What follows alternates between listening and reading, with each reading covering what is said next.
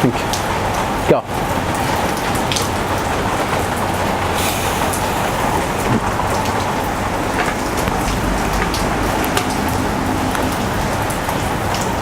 Well, hello and welcome back. This is one more delivery, and I hope you hear well.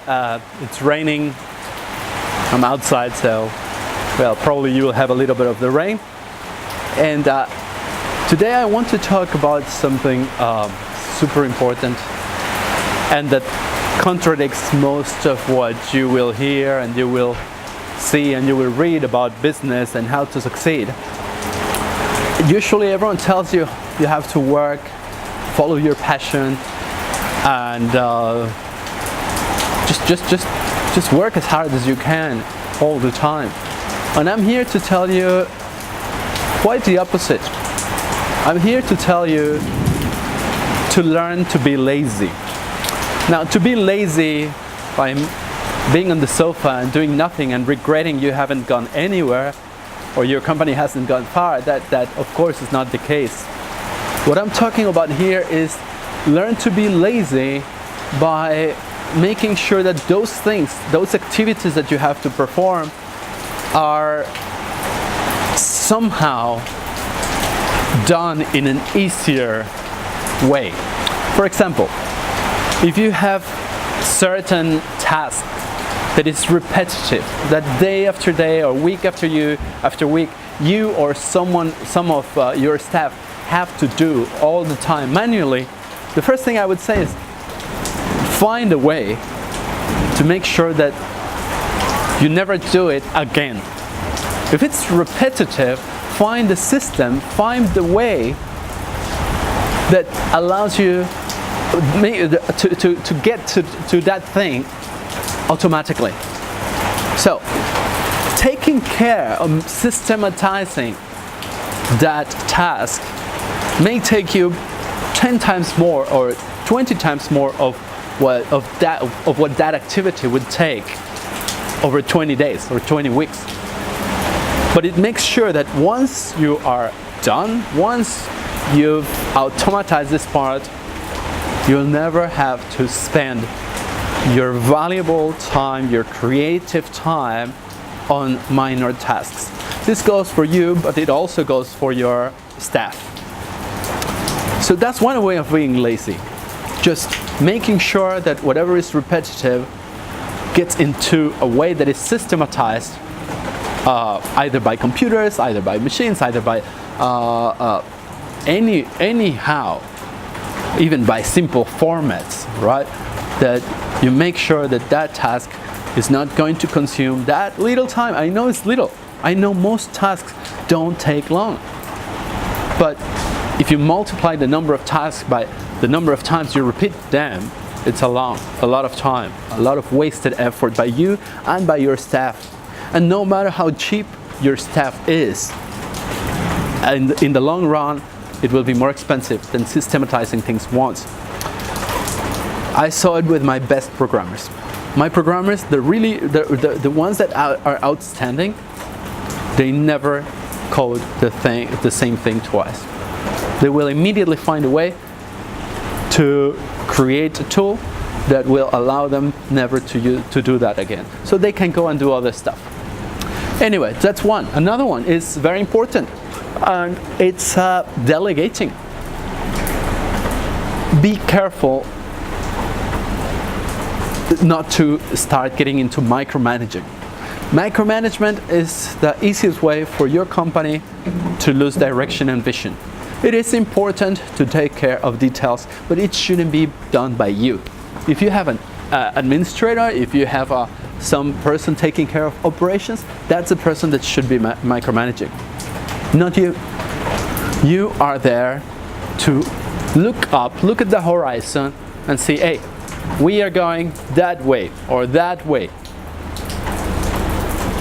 Believe me, leadership is more important than good salaries for your staff, or good holidays, or good dental plans, or anything.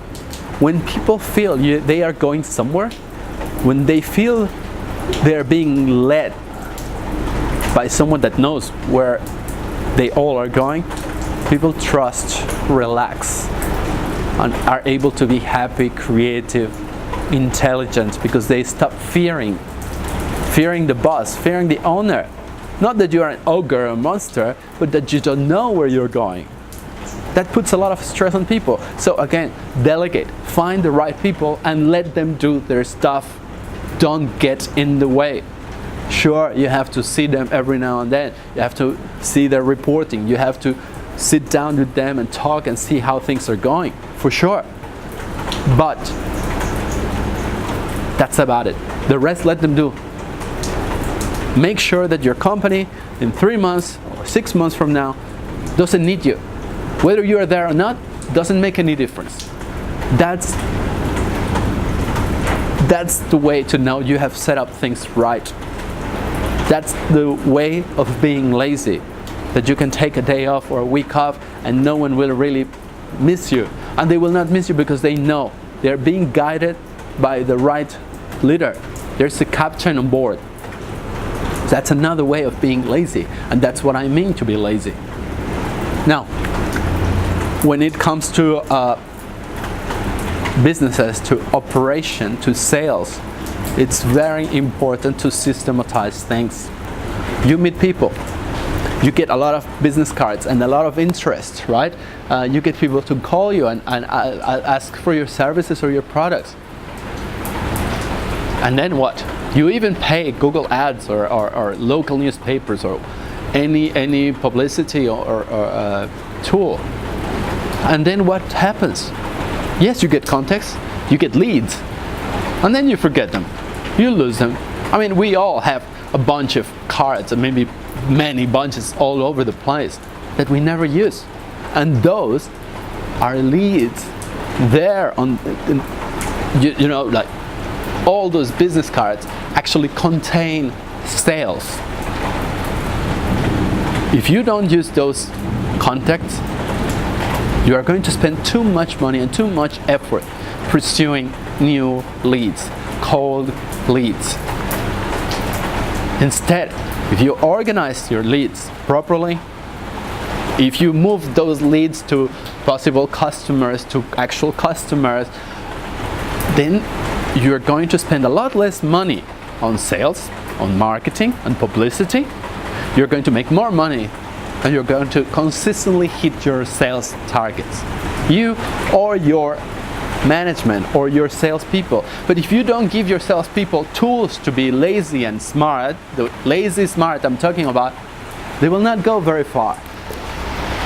The same goes, okay, make quotations.